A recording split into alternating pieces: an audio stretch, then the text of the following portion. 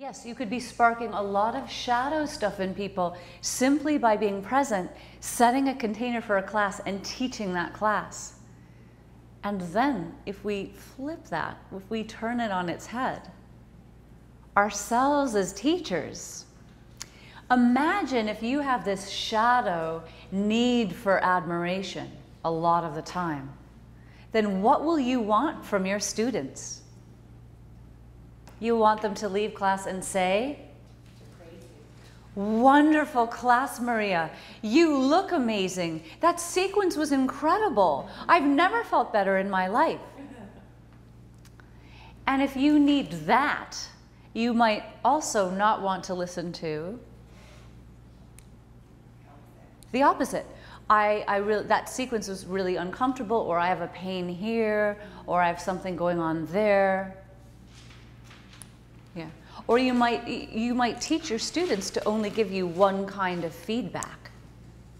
So this shadow becomes very important for students and for us. And if we're aware of our shadow issues, also known as the DVB or deep visceral body issues, then we can sort of metabolize them and contain them in the class setting. Because really, we are meant to be the ones holding a container for the class. But if we have all this stuff and it's actively fomenting and getting stirred up, it's very hard for us to hold that container. You can imagine that this container and channel that we set up in ourselves to deal with these issues, in a group class setting, it then becomes really the foundation of all the individual one-on-one work that we do.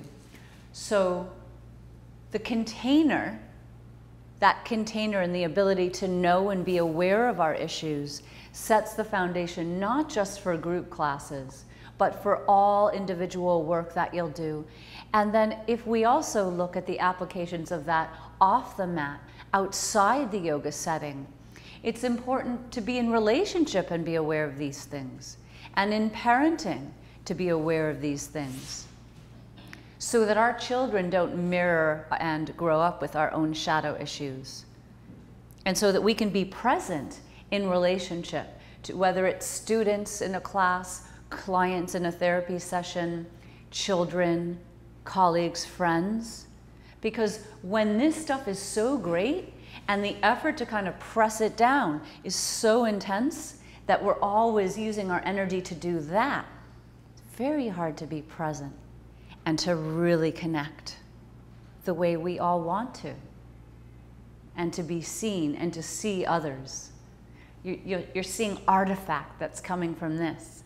So the shadow becomes a very important part of your own self-study, your own svadhyaya.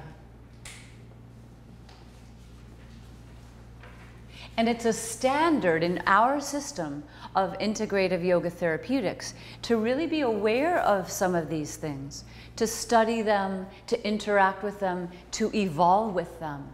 That we don't expect to come here perfectly already evolved, or to have gotten rid of or somehow solved these issues, but understanding the self and how might it impact our students.